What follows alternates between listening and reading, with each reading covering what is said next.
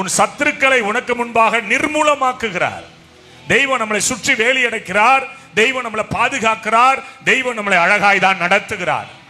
ஏன் இந்த போராட்டம், ஏன் இந்த பலவீனம், ஏன் இந்த சோர்வு, ஏன் இந்த காரியம், ஏன் இப்படிப்பட்ட சிச்சுவேஷன் அப்படின்னா, சில நேரங்கள் நம்முடைய வேலிகளை நாமே தகர்த்து விடுகிறோம். எப்படி தகர்த்து விடுகிறோம்? பொல்லாப்பை செய்கிறோம், கடவுளுக்கு விரோதமான காரியங்களை செய்கிறோம், உபவாசம் இருப்பது கிடையாது, ஜெபிக்கிறது கிடையாது, வேதம் வாசிக்கிறது கிடையாது, வேதத்தை தியானம் பண்ணுகிறது கிடையாது, கீழ்ப்படுகிறது கிடையாது, ஆலயத்துக்கு சரியாய் வருகிறது கிடையாது. எனவே சில போராட்டமான சூழ்நிலைகள் நம்முடைய வாழ்க்கையில கடவுளாலே அனுமதிக்கப்படுகிறது. எத்தனை பேருக்கு நான் சொல்ல புரியுது? அல்லேலூயா சொல்லுங்களேன். இப்ப சத்ருக்கு நம்ம இடம் கொடுத்துறோம்.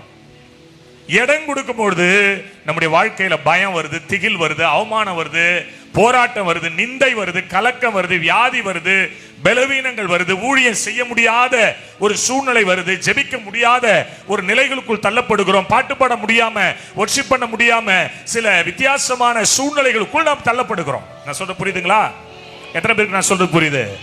இப்ப கர்த்தர் சொல்றாரு, எல்லாரும் அதாவது வேலையை பார்த்துக்கிட்டு இருக்கு, ஒருத்த மட்டும் போராடிச்சிட்டு இருக்கிறான். பக்கத்துல கை பிடிங்களா? சூழ்நிலைகள் எப்படி இருந்தாலும், சூழ்நிலைகள் எப்படி இருந்தாலும், சத்தமா சொல்லுங்க, சூழ்நிலைகள் எப்படி இருந்தாலும், ஒருத்த மட்டும் போராடிக்கிறான். அந்த ஒருத்தனா நீ இரு.